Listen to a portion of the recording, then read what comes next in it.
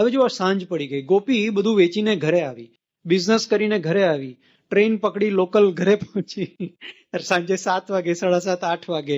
તો હવે શું કરવાનું? ગૃહે ગૃહે ગોપ વધુ કદંબા સર્વે મિલિત્વા સમવાપ્ય યોગમ પુણ્યાની નામાની પઠન્તિ નિત્યમ ગોવિંદ દામોદર માધવેતિ. હવે આ એક કામ આપણે બધાએ કરવા જેવું છે આગલી પેઢી માટે. એ લોકોને કહેવાથી એ લોકો આપણી સાથે બેસશે નહીં. અહીંયા એવું કીધું છે, ગૃહે ગૃહે ગોપ વધુ કદંબા સર્વે મિલિત્વા, બધા મળીને આખું ઘર સાથે બેસીને 10 મિનિટ 15 મિનિટ બધા આવે કે ન આવે, આપણે 5 જણા ભેગા થઈને બેસીએ. આપણે 5 જણા એટલે કોણ? આપણી અંદરના 5 ભૂત, એ પંચ મહાભૂત જે આપણે છીએ. આપણે એકલા તો છે નહીં, એ 5 ભૂત વાળા જ છીએ એમ માનીને ચાલે. હા, આપણે બોલતા રહીએ તો ધીરે ધીરે ઘરની બીજી કોઈક વ્યક્તિ હમણાં નહીં, 6 મહિને 1 વર્ષે જોડાય કે આ મજાનું છે, આમાં મજા, થોડીક વાર માટે આ બેસે છે પણ એમને કેટલી પરમ શાંતિ મળે છે. એટલો સમય તો માનસિક આરામ છે, એટલો સમય તો બીજી કોઈ દ્વિધા, કોઈ ઉચાટ નથી આવતો. એ 15 મિનિટ માટે તો હુંય બેસું. 2 જણા થશે, 2 જણા જોડાશે એટલે ત્રીજું કોક જોડાશે. છોકરાઓ જોશે કે આ લોકો આવું સારું મજાનું કરે છે, અને ભલે ન જોડાય પણ એમને મનમાં એક રીત ખબર પડશે કે આ મેથડ છે, આ એપ્રોચ હોવો જોઈએ. આ જીવન જ્યારે વહેતું હોય સતત અને એક પછી એક 24 કલાક ખર્ચાતા હોય, હાથમાં જેમ માટી પકડીને એ સરતી જાય એમ જીવન સરતું હોય, ત્યારે રોજ સાંજે આટલું કરવા જેવું છે.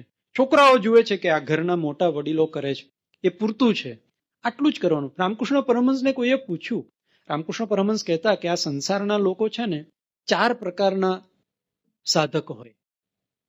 એક નિત્ય સિદ્ધ હોય, નારદ મુનિ, શુકદેવજી જેવા. અને એ કહેતા કે અમુક માછીમાર જાળ ફેંકે ને માછલી પકડવા, તો અમુક માછલા ક્યારેય જાળમાં સપડાય જ નહીં, એટલા હોશિયાર. અમુક માછલા સપડાઈ જાય પણ એમાંથી અમુક જણા જોર કરીને કૂદીને છટકીને ભાગી જાય, પણ મોટા ભાગના માછલા હોય ને એ અંદર ફસાઈ જાય. રામકૃષ્ણ પરમહંસ કહેતા કે નારદ મુનિ છે, શુકદેવજી છે, શંકરાચાર્યજી છે, એ બધા નિત્ય સિદ્ધ. એ લોકો ક્યારેય જાળમાં પડે જ નહીં, ફસાય જ નહીં. બાકી બીજા જે સાધકો હોય એ લોકો સાધના કરે, તપશ્ચર્યા કરે અને મહેનત કરીને પોતાના મનને કેળવે. એવા અમુક માછલા એવા પછી તપ અને સાધનાથી સિદ્ધ થાય. અને મોટા ભાગના સંસારી માણસો એ કાદવી માછલી જેવા હોય. એમ કાદવી માછલીના મોઢામાં જાળ હોય, એ માછલી પોતાના મોઢામાં જાળ લઈને ઊંડા તળાવના તળિયે કાદવની અંદર પોતાનું મોઢું ખોસી અને ત્યાં પડી રહે અને એવું માને કે અહીં બહુ આરામ છે, અહીં બહુ મજાનું છે. પણ એને ખબર નથી કે ક્યારે માછીમાર જાળ ખેંચશે તો જીવ છૂટી જશે. તો પછી ભક્તે પૂછ્યું, ત્યારે અમારા માટે ઉપાય શું? એવા લોકો માટે ઉપાય શું? સંસારના એવા જીવોનું કલ્યાણ કેમ થશે?